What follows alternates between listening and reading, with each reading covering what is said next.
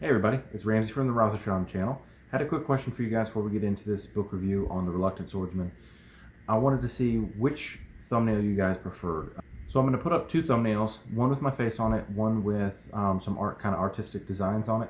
See which one that you guys prefer, which one you think you would click on more. Just kind of wanting to see the difference here. So I kind of feel like my face pulls in more people. I guess I have a good face. But I really like doing the artistic thumbnails, so I'd love to keep doing those if I could, but if the face draws in more people, obviously I'm going to go with that.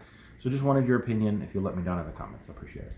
So we're going to do The Reluctant Swordsman by Dave Duncan. We're going to do an in-depth review on it, and I wanted to know if any of you guys read the book from my recommendation, or if you'd already read it before you came to this video and just wanted to see what I had to say. If you can, let me know. That would be awesome as well. If you haven't, please jump in. There's a link in the description. Take you to Kindle for Amazon. It's $1.99 in the store right now. It's such a good book. I'm hoping everybody gets a chance to read it. I know it's older. I know, not a lot of people know about it, but it's not that big. It's not a huge commitment, but it's a fun universe that tells an interesting story, and I really, really enjoyed it, and I hope other people will enjoy it as well.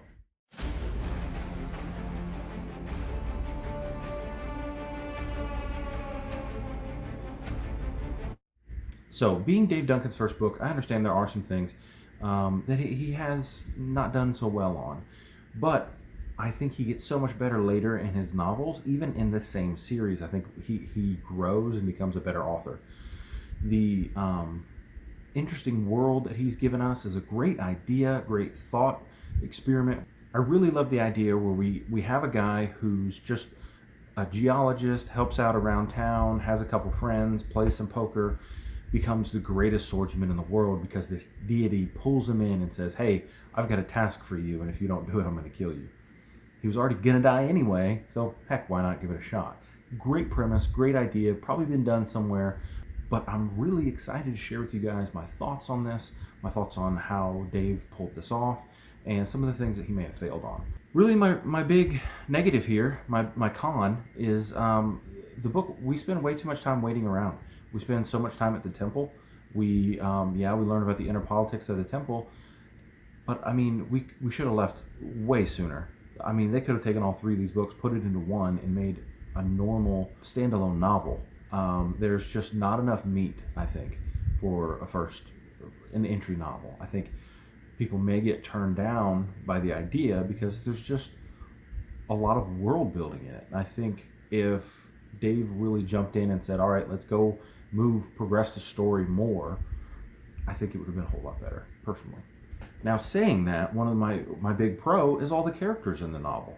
We get to learn so much about who Wally is, who Shansu was, the difficulties of Wally becoming Shansu and his bigger body, bigger size, more hormones, more testosterone, things he has to deal with that he never had to deal with before.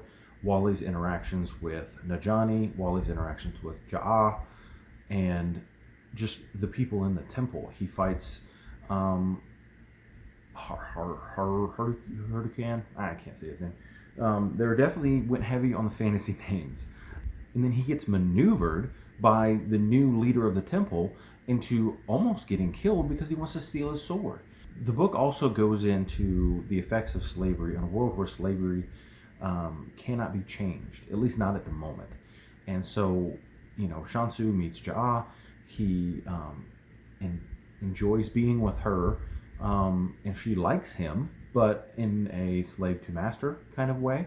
So when he buys her, he deals with that strange situation where he's like, I don't know how I can do this. I don't know, I want her to want me, but if she's a slave, does she even want me, or is she just fulfilling her duty that she's supposed to do? He tries to free her and is told if he does free her, he'll die himself. So it's interesting to see this dynamic, this thought of, what do I do, one man in a world where I have no control over this situation? How do I affect slavery around me? I don't know how well it would be received today, but in the 80s, I think he did a pretty good job with it. I think he was correctly disgusted by it, but understood that maybe the best thing he could do is to just treat her very, very well. And that was neat. That was something that you don't see a lot anymore. And it was definitely one of those situations where you go, oh wow, that's pretty cool. That's a neat idea, and I was glad that it came up. And then Shansu slash Wally's relationship with Najani was really really cool to find out, where he is um, going over the waterfall. First person he sees, which obviously the goddess put there, is Najani. Najani was standing there, the kid who has perfect memory, not just a good memory, perfect memory. Everything that is said to him, he remembers. So, what better student could you have? What better apprentice? And he doesn't realize this at first. He learns it slowly. Then he works hard with him to break the mental block that he has. The way he learned something wrong, he keeps doing it the wrong way, and then all of a sudden he progresses from a level 2 swordsman to a level 4 swordsman, and probably could even test to be a level 5, which, I mean, 7 is as good as you can get. And they said that even though level 7 is as high as you can go, Shansu, before he died and Wally took his body, was probably a 10 or better, probably the greatest swordsman on the planet. It's not even playing around that he was the greatest swordsman. He really was the greatest swordsman on the planet. So that was really cool to learn some more, because when he beats the old leader of the temple, who was a level 7 swordsman, he wiped the floor with him. And I really loved the idea of the sword fighting. Shad talked about, he did an interview with Brandon Sanderson recently, and he asked him one of the coolest questions I've ever heard. It was, what is your favorite fantasy sword of all time? And when I thought about it, I was like, the seventh sword of Chiaxin is my favorite sword of all time, closely followed by Rand's Heronmark Blade, because it's my favorite series and it's a really cool sword. But the seventh sword is really cool with the griffins. It's blue, which is my favorite color. And when Chiaxin made it, he made it and gave it to the goddess, and then the goddess handed it to Shansu. That's amazing. That's really, really cool. An interesting topic that we deal with here is also Najani's a young man. And in this world where sex is readily available, Shansu really has to try to rein him in and focus him. Like, when he has some freedom, he goes and buys the prettiest slave in the whole temple area. And Shansu's like, come on, kid. And every time he needs him, he's running off to the friendly ladies district. And so it's an interesting dynamic for a guy from our world trying to keep the habits of a barbarian young man in line. And that was interesting and funny at times. I really liked it. Or the way he handled it, I guess. So the interaction that Wally has with Shorty is also a really interesting part of this book. The divinity, where he never meets the goddess, but Shorty really puts him through the ringer, teaches him lessons, and shows him really, a lot of times faith is one of those things where you have to know that you're just going to have to go on faith. In Wally's case, they needed him to really know and understand. So Shorty was a real part of his life. They had, the ceremony where he has to run and jump off the waterfall.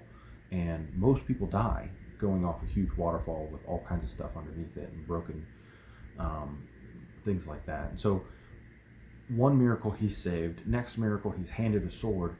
But Shorty explains to him, he says, look, the best miracles are the ones where you don't even know it's a miracle. And it comes in so well at the end, that simple foreshadow that says, simple miracles, Shansu, simple miracles, Wally. And then at the end, where he runs through the water that we have no idea is infested with piranhas. The minute bodies hit it, they turn to red mist. And then, so we're sitting here, and Najani's younger brother reminds everybody that, look, the goddess had his back because he's wet. He went through the water to finish the fight. He was going to get executed because they thought he was being malicious and evil. And in some ways he kind of was. But the last battle where he fights for his life and he kind of sees red, he goes into his rage, the goddess saves him by letting him go through the water, which on our planet means nothing. On their planet, it's holy water. The goddess is the river is the goddess, the river flows everywhere, the goddess is everywhere, and it's filled with piranha. You do not get in the water. But he didn't know that, so he walked through the water to flank the bad guys, gets up, kills the bad guys, and is about to get executed for it. I think that was the neatest foreshadowing with the tiny miracles. Something that I read the book and I reread it to do these videos. The intro video were the should you read, and then this one. And it was so awesome because I forgot, because it was so small of a detail. But the detail of the piranha and him making it through the water safely was super cool. I thought that was one of the coolest moments in the whole book. I'm excited to jump into book 2. I haven't quite yet.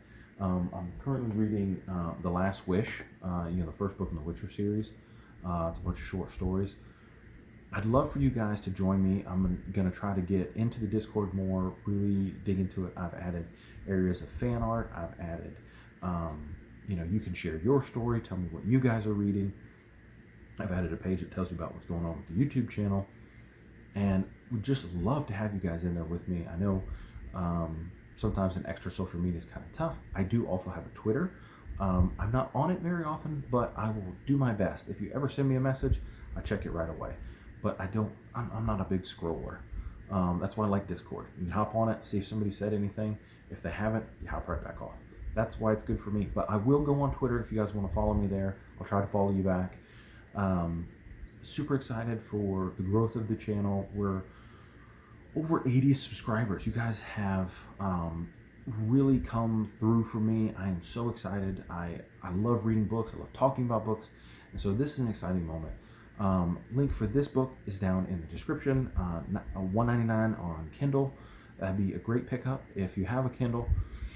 And I am super excited to keep on this journey. And let me know what you guys think about the thumbnails. And a like would be awesome. Subscription would be awesome if you haven't already. Thank you guys. We'll see you next time.